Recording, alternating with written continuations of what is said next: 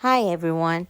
I'm just gonna show you quickly how I make one of my various recipe of fried rice. So this is a very quick one.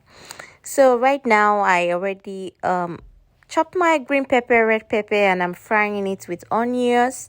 So I'm just gonna fry that for a few minutes. I already fried my shrimp and I put that aside. So right now I'm gonna add in my mixed vegetable, the washed one. I will fry that for a few minutes. So make sure you are frying every mixed veg you're adding to this. So I'm gonna add my black pepper, and you can also use a red pepper, but I prefer to use black pepper for my fried rice. So right now I will add my fried rice spice, and you can use any spice of your choice.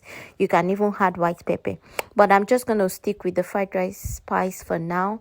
So the next I'm going to add my seasoning. So you can use the seasoning of your choice. You can use a shrimp seasoning, chicken seasoning, or beef seasoning, but for me I'll just stick to chicken seasoning for this recipe. So you want to fry that for a few minutes for that seasoning to go in, and I'm not going to add salt. And the reason for that, you will see that very soon. So now I just added my shrimp to my fried vegetable, and I'm just going to fry that and let that seasoning marinate into the shrimp I added. So everything about fried rice is just need to fry.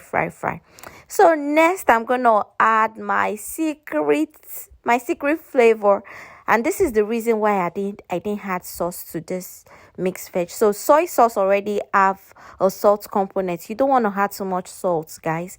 So now I've fried everything, and I just portioned my mixed veg into two because I like to fry my fried rice. So now I'm adding my boiled rice, and this rice I already boiled it with my chicken stock.